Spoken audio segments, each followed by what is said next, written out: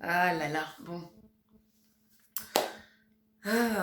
J'ai hésité avant de faire cette vidéo et puis je me suis dit, il faut que je la fasse quand même. Il faut que tu puisses développer un petit peu ta pensée. Salam alaikum, wakaini nalen connecti setorak santo. Wolof bi nag wala yoon. C'est chaud, c'est chaud, chaud, chaud. Non, c'est chaud sur nos têtes. C'est-à-dire que Sénégal, là, et c'est pas les autres pays, mais Sénégal, là, c'est chaud sur nos têtes. Aïe, aïe, aïe. Bon, alors évidemment, je clarifie vite fait sur l'histoire de Anno, obèse, etc. Parce que j'ai plein de gens qui m'écrivent en inbox pour me demander qu'est-ce qui se passe, qu'est-ce que c'est que cette histoire. Mais toi, tu es en France là-bas et puis ici, tu es en train de faire le buzz. On a dit que, on a fait que. Bref, je clarifie juste. Comme d'habitude, je me baladais sur Facebook. J'appartiens à plusieurs groupes, ok. J'ai vu un post. Le post disait en substance, il aura beau chercher, il ne trouvera jamais une fille qui le baise comme je le baise. Jamais. Point. Je suis passée une fois, deux fois, trois fois. J'ai tiqué, évidemment, ça m'a interpellée. Et j'ai commencé à regarder les commentaires. Un jour, deux jours, je me suis dit, bon, de toute façon, et puis à un moment, je me suis dit, non, mais il n'y a pas quelqu'un qui va lui dire que, en fait, son poste là, il est juste deux phrases que tu mets comme ça, il n'y a pas un contexte, il n'y a pas intro, il n'y a pas conclusion, il n'y a pas une question, aidez-moi parce que, ou j'ai eu un problème, parce que non, c'est juste, t'as mis le mec là, il aura beau chercher, il ne trouvera jamais une fille qui le baise mieux que moi, jamais. Ok, et so what? Et donc, moi, je me suis dit, mais il n'y a personne pour lui dire que son poste, il est déplacé, il est incorrect, il est hors cadre. C'est-à-dire que je ne peux pas comprendre, un, qu'on ait validé un poste comme ça, même si le groupe s'appelle comme il s'appelle, et deux, je peux pas comprendre en fait l'utilité de son poste, parce que quand bien même tu veux poster des choses sur le sexe ou la libido ou whatever, à un moment il faut cadrer quoi. Qu'est-ce que tu veux? Quelle est ta question? Quel est le projet? Parce que moi je comprends pas. Et donc, il y avait pas mal de réactions, notamment des filles qui disaient mais pour qui tu te prends, mais t'es prétentieuse, mais conne, voilà, machin. Il y avait de tout, comme d'habitude, il y avait de tout. Il y avait des insultes, il y avait des posts vraiment conciliants qui étaient plutôt oui, mais bon, machin. Puis il y en avait d'autres, c'était vraiment mais ma chérie, mais qu'est-ce que tu veux qu'on. Mais qu'est-ce qu'on s'en tape de ta vie sexuelle, quoi. Et je me suis dit, à un moment, je vais répondre. Et comme d'habitude, je commence à répondre. Au début, c'est trois phrases et après, c'est trois chapitres. Ça, c'est des formations de coach et de journaliste. Bref, donc j'ai répondu. En substance, je lui ai dit, écoute, avec tes propos, tu viens de nier purement et simplement tout ce pourquoi nos mamans, nos grands-mamans et nous-mêmes nous battons depuis des générations, justement le fait de ne pas être traité comme un objet sexuel, on se bat pour ça. Et toi tu viens juste purement et simplement le poser comme ça au calme, genre moi, voilà ma vie, je baise, je le baise bien, je ne sers qu'à ça, ma vie ne se résume qu'à ça entre guillemets et je le revendique. Et je lui dis aussi que franchement, depuis que Eve a croqué la pomme, là, depuis que cette idiote d'Eve a croqué la pomme, on est dans la merde en quelque sorte, quoi. Tout ce qu'on fait, c'est compliqué, on est jugé, on est indexé, on est limite maudite parce que soi-disant on est des femmes. Voilà, la femme c'est le diable, la femme c'est haram, la femme c'est péché, la femme c'est synonyme de. Et effectivement, j'ai dit oui, forcément, vu ce qui s'est passé dans le jardin d'Éden, c'est un peu logique. Et alors, je voudrais au passage, encore une fois, m'excuser parce que je sais qu'il y a des personnes qui étaient un peu heurtées parce que j'ai qualifié Eve d'idiote. C'est pas méchant, franchement, je suis chrétienne catholique et je l'ai dit, les frasques d'Ève, entre guillemets, je les connais depuis la maternelle, d'accord. C'était juste une référence un petit peu ironique, un petit peu satirique, parce que voilà, l'idée c'est qu'en fait, on est dans le jardin d'Éden, Dieu te dit, voilà, ici il y a poire, ici il y a raisin, ici il y a orange, ici il y a mandarine, ici il y a clémentine, ici il y a nectarine, ici il y a pêche, ici il y a abricot, ok. Tu manges ce que tu veux, tu fais ce que tu veux, tu vas où tu veux, mais ça, tu touches pas. L'arbre de vérité, là, faut pas toucher. Toi, tu as laissé tout ça, tu es parti cueillir une pomme. Et Allah, une pomme. C'est à cause de pommes, on est dans le pain comme ça. C'est à cause de pommes, on est dans la merde, on est dans le drap. Une pomme, tu as pris, tu as croqué, tu as donné à Adam aussi, il a croqué. Voilà, maintenant Dieu est venu, il a dit, toi les serpents, hein, toi qui as trahi, patati, patata, ok. Et puis toi, Adam, tu n'as pas écouté, te laisser entraîner. Tu sors de ma maison. Et puis toi, madame, je vais te dire, ok? À partir d'aujourd'hui, là, tu vas enfanter dans la douleur. Donc, fibromo, endométriose, adénomiose, myomo, tout ça là, césarienne, sans péridurale, patati patata, c'est à cause des F. Donc, j'ai dit, voilà, elle est idiote. J'ai mis idiote entre guillemets. Dans le dictionnaire, idiote, c'est dénué de bon sens, dénué d'intelligence. Voilà, whatever. Pour moi, c'est pas plus méchant que ça, c'est contextuel. Ok, je ferme la parenthèse. Donc, les gens qui m'ont écrit en inbox, je leur ai dit, écoutez, moi j'écris depuis longtemps, c'est ma plume, c'est ma façon à moi d'être percutante. Désolée si je vous ai heurté, mais voilà, d'accord? Il y a des personnes qui m'ont dit, oui, moi je suis telle, moi je suis telle, j'ai fait telles études, etc. Il y en a une qui m'a dit, j'ai une thèse en question de genre, quelque chose comme ça, donc je suis choquée que tu puisses machin. Je suis choquée par son poste, mais aussi je suis choquée par le tien. J'ai dit, écoute, ok, moi j'ai écrit avec mes qualités de journaliste. D'accord? Je ne suis pas universitaire, je n'ai pas fait un doctorat en question du genre, donc forcément j'ai mes limites et j'ai mon vocabulaire. Ce que je déplore juste, c'est que je suis que dans le groupe, il y a des dames qui sont diplômées, qui sont sociologues, qui sont sexologues, ou qui ont des thèses sur les questions de genre, et qui n'ont pas écrit, qui n'ont pas jugé utile de faire un post. D'accord? Donc voilà, peut-être que si ces dames-là avaient fait des posts, ça aurait été plus percutant, avec des analyses peut-être plus claires, plus précises, avec des références plus percutantes aussi, mais elles ne l'ont pas fait. Moi, j'ai fait ce que j'ai pu avec ma sensibilité, avec mes limites, avec mes connaissances. D'accord? C'était peut-être pas suffisant, mais en tout cas, je pense que ça a quelque part porté ses fruits, puisque de toute façon, ça a créé des discussions saines. Ok, maintenant, 2-3 jours après, l'anneau a demandé à faire un droit de réponse, entre guillemets, puisqu'on a posté, oui, l'anneau veut répondre, et Juliette Bas, elle dit que la réponse est pour toi, et ils ont fait un sondage, oui, non, d'accord? Moi, avant toute chose, avant qu'elle réponde ou quoi que ce soit, j'ai écrit et j'ai dit que moi, l'année dernière, j'ai failli mourir, d'accord? J'ai passé 10 jours en réanimation, donc sincèrement, les vraies batailles, c'est bon, merci, je sais où ça se passe. Ok, on est en démocratie. Moi, j'ai donné mon point de vue. Le poste de l'anneau, en fait, m'a interpellée. Ok, et il m'a inspiré. J'ai écrit une réponse et après, ça m'a inspiré pour écrire carrément une chronique. Voilà, maintenant si ça se transforme en scène de crime, en khawaré, en ring de boxe, en spectacle son et lumière, moi je suis pas dedans, ça m'intéresse pas. Je suis pas là pour faire le buzz, je suis pas là pour que ce soit un scoop et pourtant je suis journaliste. Bref, voilà, j'ai expliqué que moi je suis pas dans la polémique, je suis même pas dans le jugement. J'ai réagi, apporté une contribution par rapport à son poste, ok, voilà. Et donc j'ai dit, si elle n'est pas d'accord avec moi, c'est son droit. Si elle a envie d'apporter un complément d'explication ou d'information pour qu'on puisse mieux comprendre son poste, c'est son droit. Bref, elle a tous les droits tant qu'elle n'empiète pas sur les miens. Voilà. Il y a eu beaucoup plus de oui que de non, donc effectivement, l'anneau a publié son deuxième post. Et le deuxième post, c'était à Juliette Bas, deux points, je persiste et signe, il ne trouvera pas une autre qui le baise mieux que moi, la preuve, il me court après comme un chien.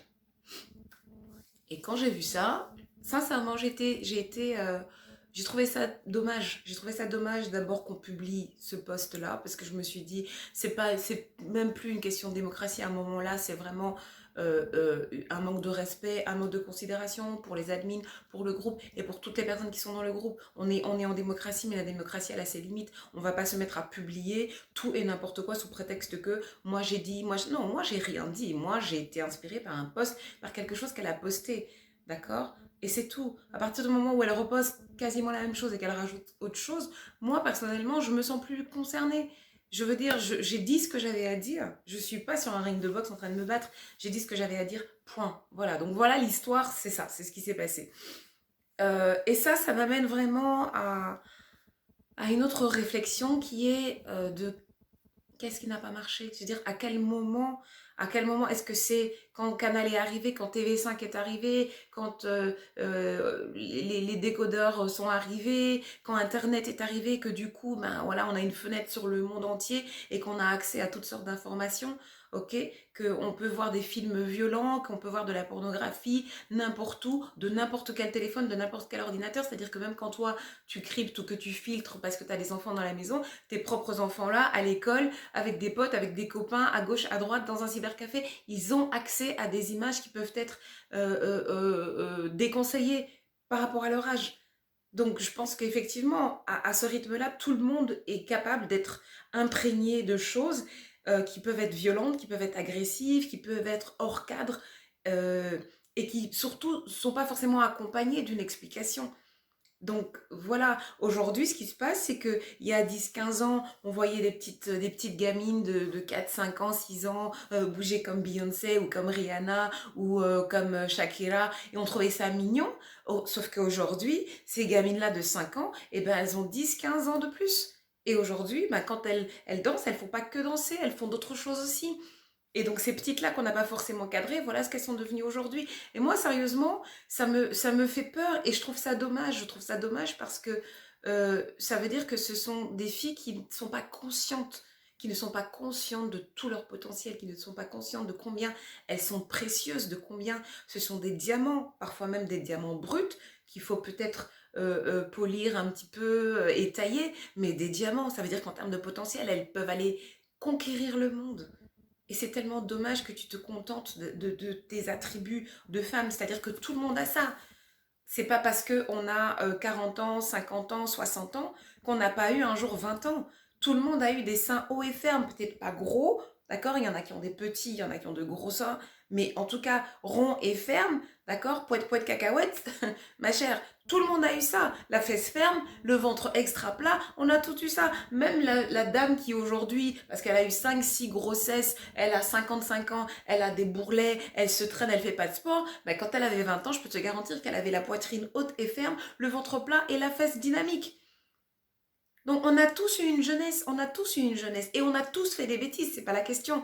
C'est pas question de MST, avortement, faire le mur, avoir des mauvaises notes, voler dans le sac de ta mère, mentir ou on a tous fait des bêtises. On a tous fait des bêtises, on a tous fait des choses qu'on pensait indispensables dans le moment pour se rendre compte des années plus tard que finalement ben non.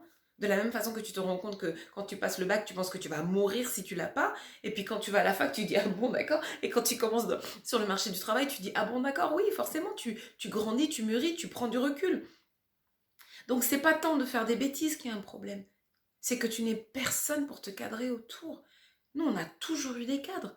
Moi ma mère c'était un cadre et un cadre costaud. Ma grand-mère c'était encore pire. Mon grand-père, n'en parlons pas, c'est-à-dire qu'il y a un moment dans ta vie, quand tu avais 15 ans, quand tu avais 20 ans, il y a des choses que mes dos parce que tu te dis que mais si je fais ça, mais on va tellement me rentrer dedans. Quand tu sortais, tu allais en boom ou en soirée, sur la carte d'anniversaire, c'était écrit 19h, on t'amenait là-bas à 19h pile, on venait te chercher à 21h ou 22h, fait que c'est là même que les choses sont nerfs. Ça y est aussi. Papaya, ça y est aussi. Tu vas prendre ton enfant, il rentre chez lui. Toi-même, ça, tu parles pas, tu t'estimes heureux ou heureuse qu'on t'ait déjà autorisé à sortir. Et moi, je sais que par exemple, je quittais toujours les soirées au moment où ça devenait rumba. Mais c'était comme ça. Ouais, mais maman, yo, hey, Mondo, regarde, c'est bon. C'est non négociable, non discutable, sinon la prochaine fois, tu ne pars pas. Quand tu voulais sortir, fallait demander la permission. Et tu demandais la permission bien avant. Il n'y avait même pas de on est samedi, toi tu demandes à sortir pour samedi là. Alors, faut passer ton chemin. Si entre-temps tu as une mauvaise note, une colle ou n'importe quoi, mais tu pars pas, tu ne vas nulle part. Mouille journée culturelle, mouille fête de l'école, mouille romanade, c'était non négociable. Le téléphone, c'est la même chose. On ne pouvait pas t'appeler comme les jeunes ont aujourd'hui les portables. Jusqu'à 1h du matin, ils sont en train de se t'envoyer des textos.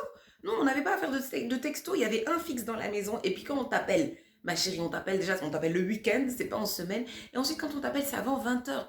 Et toi, tu es là, tu as le combiné, ta maman, ton papa est à côté avec l'écouteur là, dans l'oreille. Comme ça, il écoute, il filtre tout. On peut même pas, genre, te draguer au calme, c'est pas possible. Donc, le souci, c'est qu'aujourd'hui, on a toutes ces jeunes filles-là qui sont exposées à des choses auxquelles nous n'étions pas exposés. On n'avait pas Internet, on n'avait pas de téléphone portable. Donc, il y avait forcément un cadre obligé. Même quand tu avais des parents un peu laxistes, un peu comme ça, ou pas trop trop sévères, mais tu n'avais pas cette ouverture sur le monde qu'on a aujourd'hui, donc on pouvait quand même te contrôler. Ça veut dire que ton périmètre dans lequel tu étais susceptible d'évoluer, même si de temps en temps les frontières étaient un petit peu reculées, écartées, agrandies, ok, ou assouplies même, mais tu avais quand même un cadre. Il y avait un cadre. Nous tous, on était dans le même cadre. Donc, sincèrement, je ne comprends pas par où on est passé jusqu'à ce qu'aujourd'hui, il y ait quelqu'un qui puisse mettre un truc comme ça dans un groupe Facebook où il y a 10 000 femmes, et puis voilà quoi. Et on est là, on regarde. Et puis elle reposte et puis on permet ça et on regarde encore. Je peux comprendre que le groupe Facebook, c'est la place publique. C'est la place publique, donc forcément, ça ne peut pas fonctionner comme toi, tu veux que ça fonctionne. C'est bien pour ça qu'il y a des règles. On dit oui, soyez bienveillants, soyez courtois, parce qu'on sait que 15 000 personnes dans un groupe ou 150 000 personnes dans un groupe, c'est pas là où tu peux venir faire la loi, dire aimez-vous les uns les autres. C'est comme la ville. Tu vas pas dans un supermarché sous prétexte que vous tous, vous êtes dans le même supermarché pour t'arrêter, pour dire s'il vous plaît, aimez-vous les uns les autres et soyez bienveillants, sous prétexte qu'on est dans le même supermarché. Non, on est sur la même planète, on a tous intérêt à ce que tout fonctionne. Et pourtant, il y a des divergences, il y a des guerres, il y a de la haine, il y a plein de choses. Donc c'est pas parce qu'on partage un espace commun qu'on partage les mêmes valeurs ou qu'on a la même éducation, les mêmes modes de fonctionnement. Mais sincèrement, moi je me dis, mais qu'est-ce que ça va être dans 10, 15, 20 ans? On fait des soirées où il faut payer 200 000 balles et tu sais même pas ce que tu as dans ce genre de soirée. À la limite, tu veux, you don't wanna know. Mais voilà, et je veux dire aux jeunes filles qui me regardent, qui ont 15, 18, 20 ans, tu es belle, tu as un beau corps, tu as de belles formes, tu te sens super puissante, d'accord? Si le bon Dieu en plus t'a donné l'esthétique, et encore l'esthétique c'est relatif, mais bon, tu plais, on va dire ça comme ça, rends grâce au Seigneur, mais s'il te plaît, ne te contente pas que de ça. Parce qu'une belle paire de seins, une belle paire de fesses, il y en aura toujours sur terre. Il y aura toujours une plus belle que toi, une plus fraîche que toi, une avec de plus beaux seins, avec de plus belles formes, une qui caresse mieux, qui suce mieux, qui lèche mieux, qui fait mieux l'amour, qui fait mieux la cuisine, je sais pas. Donc c'est pas possible que tu te bases uniquement sur ça. C'est des attributs physiques, mais c'est de la génétique. C'est juste de la génétique. Tu peux pas te baser sur ça pour revendiquer, toi, ton identité de femme, ta qualité de femme, ce pourquoi tu me dragues, ce pourquoi tu me courtises, ce pourquoi tu m'épouses. C'est mes fesses, mes seins et mon visage. Mais attends, où est-ce qu'on est? Et toi-même, tu valides ça? C'est pas possible. Et c'est pour ça qu'il y a autant de wrestle. C'est pour ça qu'il y a autant de... que les filles sont autant perturbées par la beauté et aujourd'hui par le sexe. Dans les groupes aujourd'hui, on ne parle que de ça. On ne parle que de ça. Au détriment souvent des femmes. C'est à la femme de prendre des trucs pour resserrer son vagin, de sucer des pastilles Valda avant de faire une fellation, j'en sais rien moi, voilà, il faut pour que Mouni, pour que Moudafni, là. Dans tout ça, à quel moment la femme même se dit où est mon épanouissement personnel? Est-ce que moi je suis bien dans ma tête? Est-ce que moi je suis bien dans mon corps? Est-ce qu'on me respecte? Est-ce qu'on me prend soin de moi? Est-ce qu'on est bienveillant avec moi-même? Est-ce que mon mari là, tout ce que moi je fais pour lui, est-ce qu'il fait pour moi? Mais tellement il y a eu un espèce de formatage, d'accord, qu'aujourd'hui, c'est comme si pour aller à la pêche au mari, il faut être jongué, il faut être tresse, il faut avoir le tissage, il faut avoir les ongles, il faut avoir les fesses, il faut avoir les seins. Mais Joe, donc tout ça là, à quel moment toi tu travailles ton cerveau? C'est bien le clito, hein, mais le cerveau c'est bien aussi. À quel moment toi tu travailles ton cerveau? Et je suis désolée, c'est pas une question d'éducation, d'instruction ou de... Non, c'est une question de fréquence. Sur quelle fréquence, toi, tu as mis ton antenne, ton bouton là, tu l'as mis sur quelle fréquence? Tu veux quoi dans la vie? Tu veux aller où? Tu vas cueillir tes rêves ou bien tu vas ramasser les fruits pourris des gens? C'est ça. Si tu veux cueillir tes rêves, il faut semer les bonnes graines. Si tu veux récolter les bons fruits, ma soeur, il faut semer les bonnes graines. Tu ne peux pas être là en train de baser toute ta vie uniquement sur ton physique ou sur le fait que tu sois un bon coup au lit. Être un bon coup au lit, ça veut rien dire, ma chérie. Ça veut tellement rien dire. Ça veut dire quoi un bon coup au lit? Parce que donc tu penses que parce que tu as 25 ans, 30 ans, que tu es fraîche, ce que tu appelles fraîche, d'accord? Et parce que tu as compris, en fait, qu'est-ce qui mécaniquement ou nerveusement stimule un homme pour l'amener à un orgasme, toi tu penses que c'est bon, tu as compris. Mais le gars peut pleurer sa mère dans tes bras parce que tu le retournes comme une crêpe, c'est pas toi qui vas l'épouser. Parce que peut-être tu corresponds pas à ses attentes. C'est pas parce que tu le satisfais sur le plan de la libido qu'en termes d'attente, ce qu'il a comme attente, ce qu'il veut en termes d'accomplissement pour sa vie, que tu corresponds à ça. Ça veut rien dire si tu n'as pas développé autre chose. Tu n'es pas gentille, tu n'es pas généreuse, tu n'es pas intellectuelle, tu n'as pas d'ambition, tu n'es pas curieuse de la vie, tu n'es pas enthousiaste, ok? Tu n'es pas spontanée, tu n'es pas polie, tu n'es pas courtoise, tu n'es pas respectueuse. Mais ma chérie, juste parce que tu as un bon coup au lit, le gars va t'épouser pour ça ou le gars va rester avec toi pour ça, mais il trouvera quelqu'un de mieux. Il va trouver même quelqu'un qui a toutes ces qualités-là et qui en plus est bien au lit. Parce qu'être un bon coup au lit, ça veut rien dire. Pardon, ça ne veut rien dire du tout. On n'est pas nés, nous les femmes, là, nous ne sommes pas nés avec des pénis. On ne sait pas comment ça fonctionne. On n'est pas nés avec des pénis, on n'est pas nés avec des testicules. D'accord? Donc, on ne peut pas savoir de manière innée, là, on ne peut pas savoir comment ça fonctionne. Le monsieur, c'est la même chose. Il n'est pas né avec un clitoris, il n'est pas né avec un vagin, il n'est pas né avec une paire de seins. Il ne peut pas savoir comment ça fonctionne. C'est pas sa mère qui va lui apprendre, ok?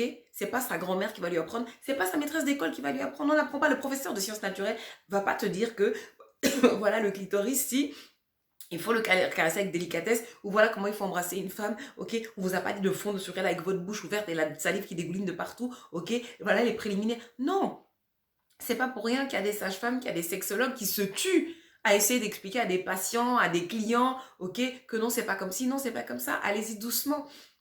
Il n'y a pas de science infuse. En plus, nous, les nanas, on a été éduqués à une autre école. C'est oui, il la saisit délicatement par le cou, il l'attrapa par le menton, il la plaqua contre le mur, hein, et il prit délicatement entre ses dents sa lèvre supérieure. Ça, c'est nous ce qu'on a lu, Harlequin au Hugo et 50 nuances de grès. D'accord? Pour ne pas dire d'autres choses. À côté là-bas, là, hein, vous avez vu des garçons qui lisent des Harlequins? Il n'y en a pas beaucoup, hein. Eux, ils ont été souvent à l'école de la pornographie. Ok, en cachette, ils ont regardé des films porno pendant que nous, en cachette, on lisait des Harlequins. C'est pas la même école. C'est pas la même école. Ici, c'est romantisme, sensualité, délicatesse. Ça monte, ça monte, ça monte. Ici, ça monte, d'un coup, ça redescend. Basta, on a terminé. Donc, c'est pas les mêmes choses. Donc, la baisse, là, ça ne veut rien dire. Ça ne veut rien dire. Ça ne veut rien dire. À quel moment tu prends la main, à quel moment tu embrasses, à quel moment tu caresses, à quel moment tu regardes dans les yeux.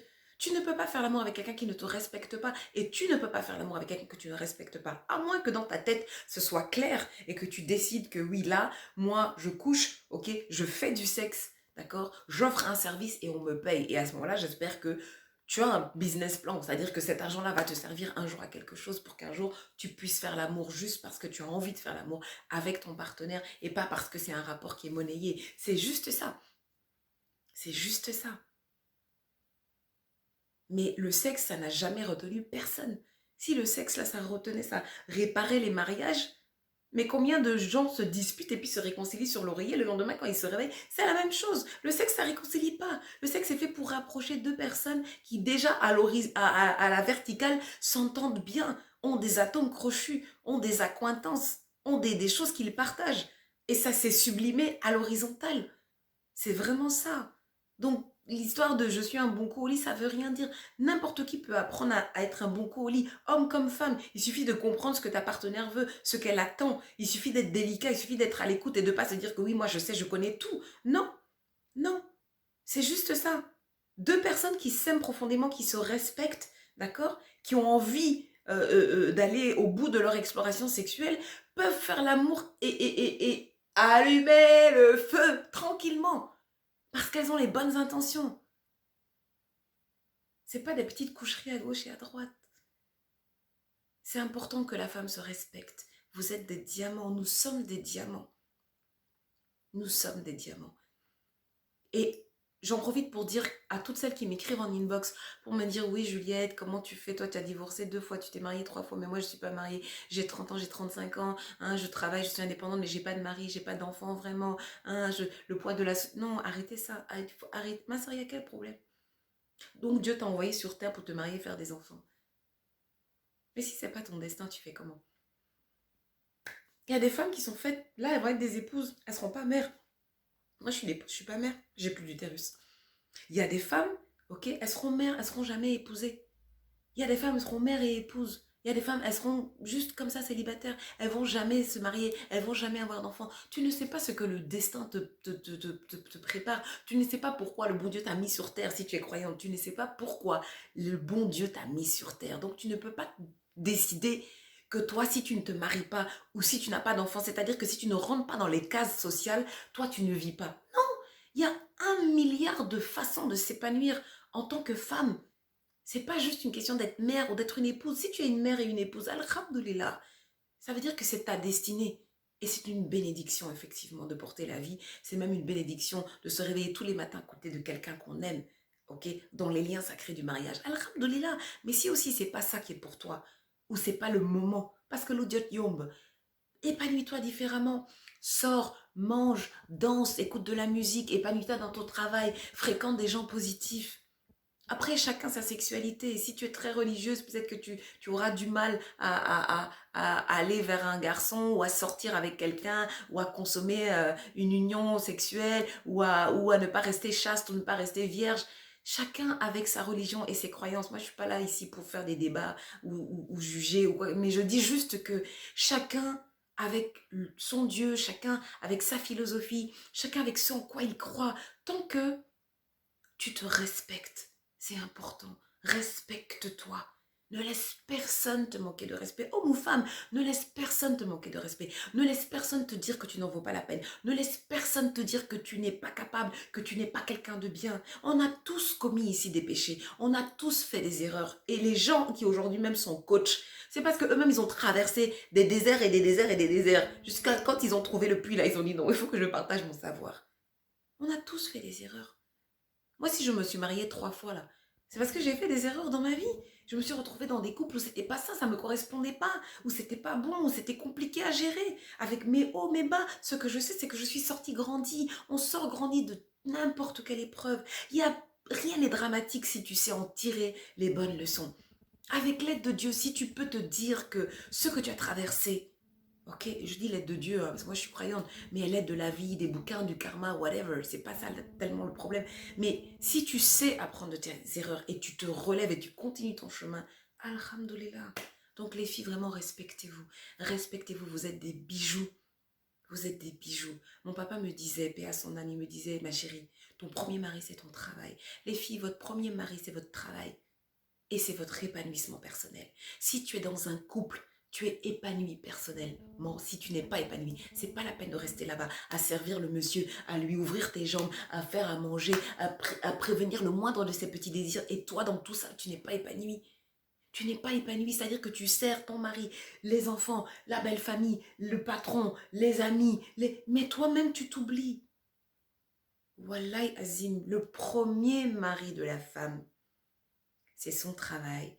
Et le premier objectif de la femme, c'est son épanouissement personnel. Si toi, tu ne vas pas bien, ton couple ne peut pas fonctionner, ta relation avec tes enfants ne peut pas fonctionner, ton environnement professionnel ne peut pas être stable, tes relations sociales, amicales, familiales ne peuvent pas être au top. Si toi, dans ton cœur, là, il y a du tis, il y a du nakhar, il y a des choses, des frustrations, des choses que tu n'as pas dites, des choses que tu gardes, ou de la colère, ou de la haine, il faut apaiser ton cœur, prendre soin de ton âme et te dépêcher d'aller cueillir tes rêves. D'accord?